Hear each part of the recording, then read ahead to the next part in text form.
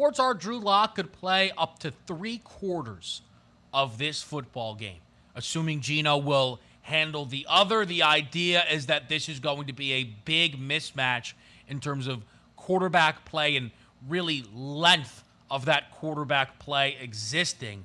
But I don't know if I can wrap my head around a touchdown road favorite here in week 3 of the preseason. What do you think, Dallas, Seattle? Yeah, it's pretty clear that, you're just looking from game plan purposes. Which team wants to win the game? Well, not necessarily either one of these teams cares about winning the game, but we're talking about honest game plans. There's one team in the Dallas Cowboys that know who their starting quarterback is. They're going to be ultra vanilla in this game, and quite frankly, you lose your starting left tackle. You can't afford to lose anybody else, and they know that. So they're going to probably be playing those secondary, third, fourth-string guys for the majority of this football game, which, having said that, shout out Ben DiNucci, might actually go off, might have to bust out that jersey and see what happens in this game. But if we're looking from a quarterback perspective, Geno Smith, Drew Lock, whatever it may be, let's just say either one of those guys, just using them both out there, as you said, could be close to 3/4 for Drew Lock. That's usually your advantage, because you're not putting Drew Lock again out there with third-string left and right tackles, third-string running backs and wide receivers, and giving him a vanilla game plan to go, hey, Kevin, gave it his best, but he didn't look that sharp out here, so we're going to go with Geno Smith to start the regular season. That's usually a telltale sign of which way you want to go. And if there's one game where starters will play the majority, I don't even want to say majority of the game, let's just say the majority of the first half, it's going to be Seattle. And one team for the Dallas Cowboys that isn't trying to prove, hey, we're a good football team and don't listen to the pundits that the Eagles might be the better team in that division. Let's go out and prove it in week 3 of the preseason. That's not going to be the case here. So I see the reason for that high line. At the same time, are you really running? It's not Tom Brady getting 3/4 in here. It's Drew Lock. And not only that, but it's not like Metcalf is going to be out there the whole game. It's not like Lockett's going to be out there the whole game. True.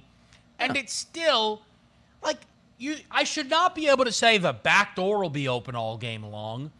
But really, like Donnie, again, if Seattle's up 10, Dallas has the football, they could go down.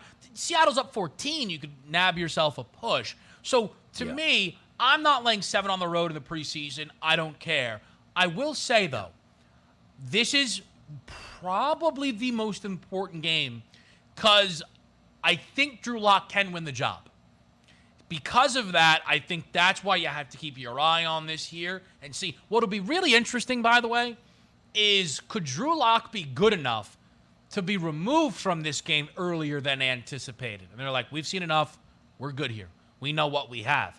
Think about it like that, right? The better Drew Lock is, the less he might actually play. Right, Donnie? If he goes out there, first 2 drives are touchdown drives, what are we doing here, right? They don't need him to play. Like, hey, let's see if this guy goes perfect 5 for 5. Like, it's not a real football game.